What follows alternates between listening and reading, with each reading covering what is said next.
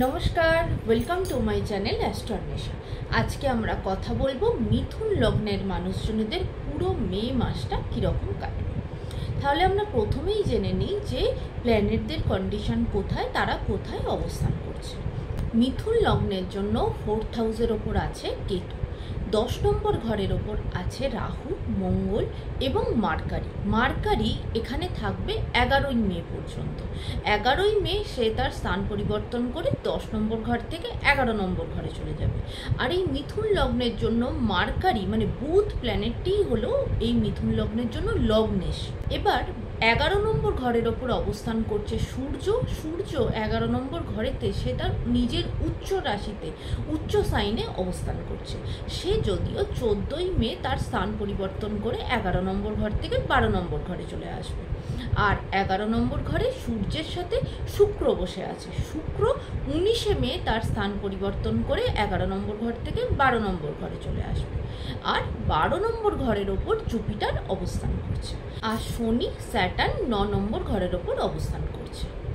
এবার তাহলে আমরা প্রথমেই জেনে নিই যে হেলথের জায়গাটা পুরো মাস জুড়ে কীরকম চলবে। দেখুন, আমরা হেলথের জায়গাটা দেখি 6 নম্বর ঘর থেকে, তার সাথে সাথে ফার্স্ট হাউসের লর্ডও প্রচণ্ডভাবে ইম্পর্টেন্ট হয় হেলথের জন্য। এখানে 6 নম্বর ঘরের ওপর কোনো রকম কোনো ম্যালেফিক প্ল্যানেটের ট্রানজিট চলছে না, তার সাথে সাথে কোনো ম্যালেফিক প্ল্যানেট হেলথের জায়গা মানে 6 নম্বর ঘরকে দৃষ্টিও দিচ্ছে না। তাহলে 6 নম্বর ঘরের দিক থেকে কোনো রকম কোনো অসুবিধা নেই।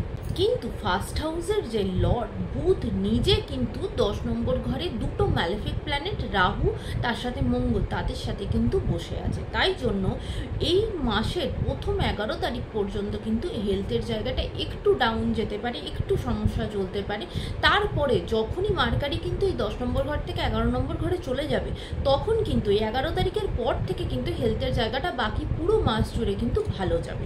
এবার চলে আসছি এডুকেশনের জায়গাটা। যারা কোনো রকম কোনো পরীক্ষার দেওয়ার জন্য প্রিপারেশন নিচ্ছ, সেটা কোনো চাকরির জন্য হোক বা কোনো রকম কোনো হায়ার স্টাডির জন্য প্রিপারেশন নিচ্ছ, তাদের জায়গাটা কীরকম চলবে। দেখো, এই যে জিনিসটা এই এডুকেশনের জায়গাটা আমরা দেখি 5 নম্বর ঘর থেকে। আর 5 নম্বর ঘরের ওপরও কোনো রকম কোনো ম্যালেফিক প্ল্যানেটের ট্রানজিট চলছে না, তাই 5 নম্বর ঘর থেকে কোনো রকম কোনো সমস্যা নেই। আর 5 নম্বর ঘরের যে লর্ড সে নিজে কিন্তু আবার খুব ভালো অবস্থানে বসে আছে। ঠিক আছে, সে নিজে 11 নম্বর ঘরে বসে 5 নম্বর ঘরকে দৃষ্টি দিয়ে 5 নম্বর ঘরকে ফুললি প্রোটেকশনের মধ্যে রেখেছে। এবং যখন 19শে মে সে ওখান থেকে স্থান পরিবর্তন করে যখন 12 নম্বর ঘরে যখন চলে যাবে, তখনও কিন্তু সে তার উচ্চ রাশিতে উচ্চ সাইনে চলে যাবে।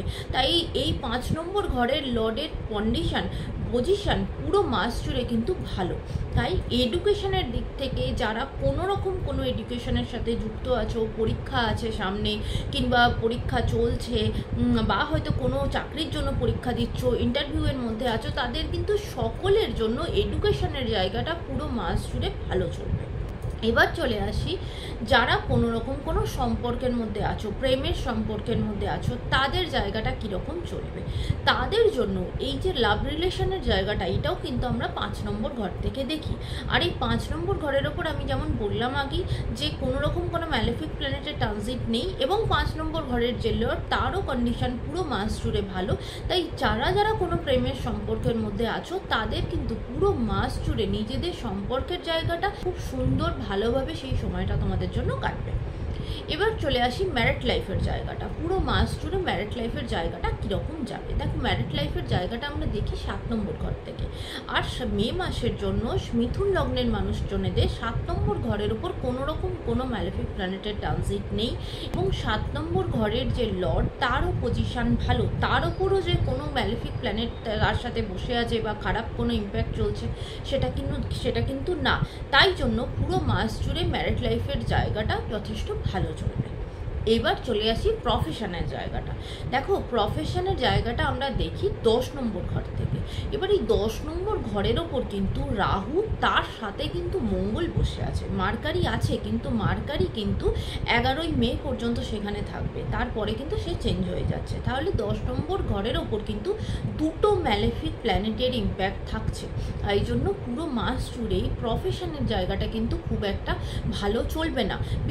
এবার রাহু আর মঙ্গল যখনই একসাথে থাকে তখন কিন্তু সেটা আঙ্গারক যোগ তৈরি করে।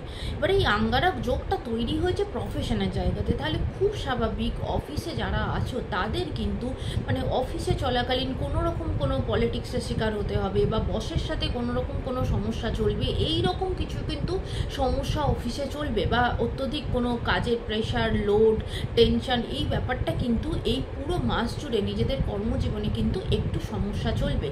তাই নিজেরা সতর্ক থেকে নিজেদের পরিস্থিতিটা ঠিক রাখার অবশ্যই চেষ্টা করবে, মাথা ঠান্ডা রেখে চোখ কান খোলা রেখে অফিসে পরিস্থিতিটা সামলানোর চেষ্টা করবে, কারণ এই পুরো মাসটাই কিন্তু প্রফেশনের জায়গাটা খুব একটা ভালো চলবে না। এবার চলে আসছি বিজনেসের জায়গাটায়। যারা কোনো রকম কোনো বিজনেসের মধ্যে আছো তাদের সময়টা কীরকম চলবে। দেখো, এই বিজনেসের জায়গাটা আমরা দেখি 7 নম্বর ঘর থেকে।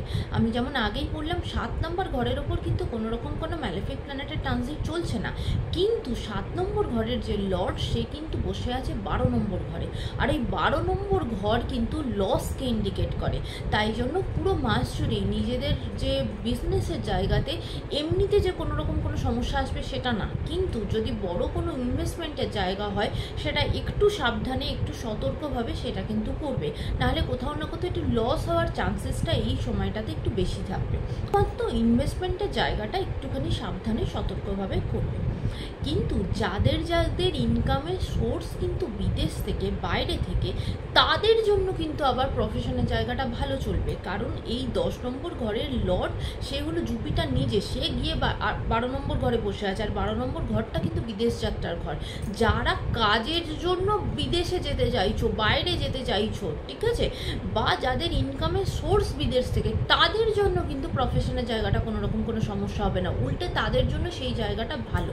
এবার দেখো, এটা কিন্তু একটা ওভারঅল আলোচনা। প্রত্যেকটা মানুষের হরোস্কোপের চার্ট আলাদা আলাদা হয়, তাদের সেখানে গ্রহের পজিশন, দশা মহাদশা সমস্ত কিছু আলাদা আলাদা হয়।